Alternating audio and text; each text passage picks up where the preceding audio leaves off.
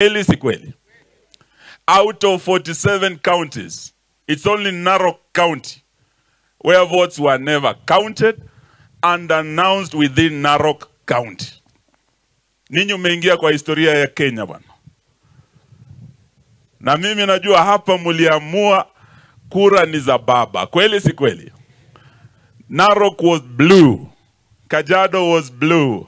Samburu, the entire Maa nation was blue. We know there are those who are trying to turn the Maa nation yellow. Lakini leo nikiwa hapa nataka niseme asante kwenu. Viongozi wenu hapa wamesema wazi ya kwamba bado mko na baba. Hiyo ni kweli? Mnaendelea kusimama na baba, sio?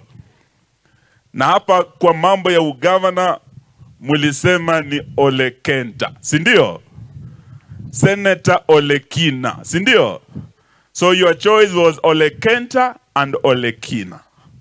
And I know that had Ole Kenta won, this dynamic duo wangepeleka hii county mbali sana. Lakini leo tunataka tuseme asanteni kusimama na baba na tuombe muendelee kusimama na baba. Sababu yeye amesimama nanyi tangu nyakati za Olentimama.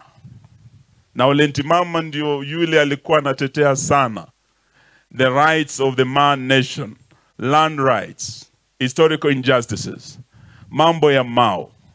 That is where the nexus of his friendship na Raila began. Sababu Raila pia ni mtu wa kupigania haki, kupigania demokrasia, kupigania usawa.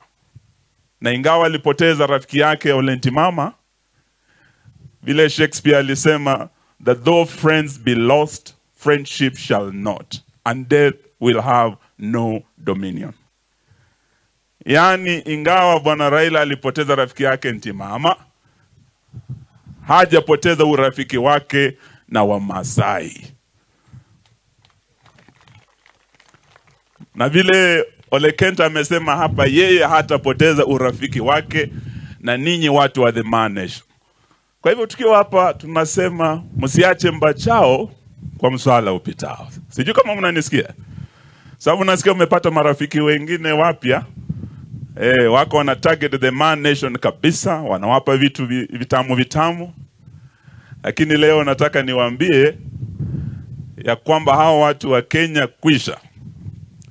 Msipochungana nao, hii Mau itakwisha. Sijui kama mnanisikiza. Hii watu wa